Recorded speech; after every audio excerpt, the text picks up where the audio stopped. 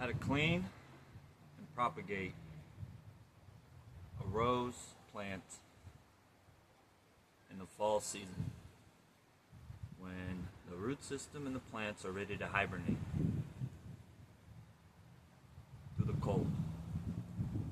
These are the flowers that are falling off, the petals, so I top the buds.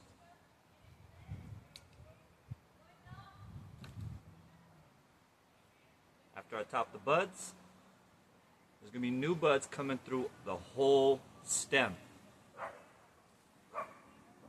creating 20 different channels of energy throughout this one stem. I get to choose how I want to direct this plant.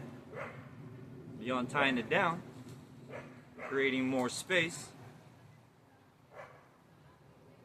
that comes down to what you want.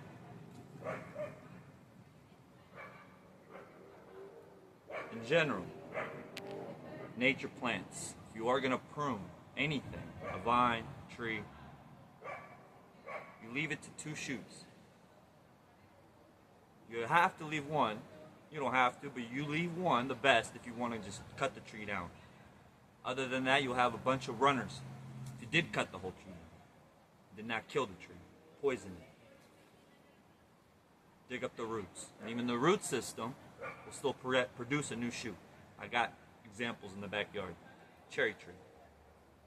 With all that said, 2 shoots, general key, 2 different energies. 3, if you really want to create a bigger, wider canopy. 4,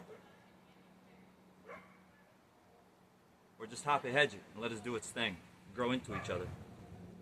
So as you create your bush, how do you want to clean it? You're going to leave 2 shoots, you cut it all the way down to the bottom, where there's 2 leaves, internodes. Bam. That's going to help that plant not use up energy to keep this alive and create all these new shoots. It's going to send more energy into the roots.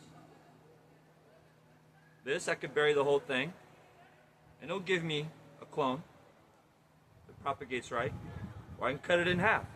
It'll give me 2 different plants. It won't be as deep if I did plant it deep, so I won't have to water it as much, give it a better chance to root.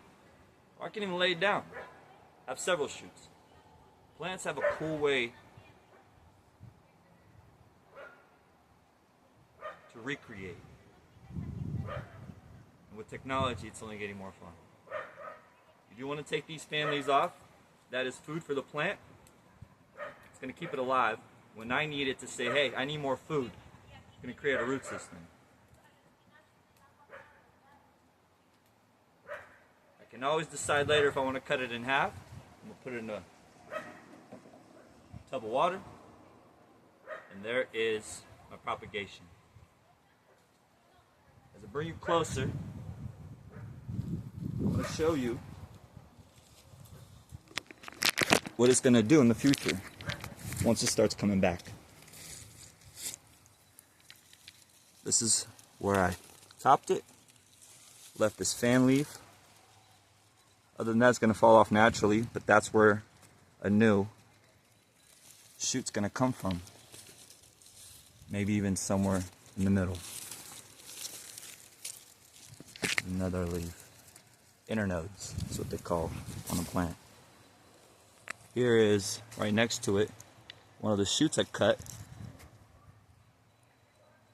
4 or 5 months ago. And as it came back,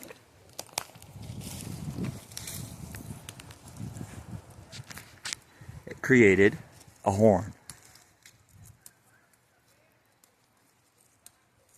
Cleaning these fan leaves, sending more energy to the top. Saying go grow quicker. Now there's going to be buds coming through here. If there's anything lower, I can keep it if I like the way it's growing and growing. Or I clean them up, keeping that energy up top. The horns that I'm telling you about, right here. Here's one, created a bud, flower. The other one, 2, 3,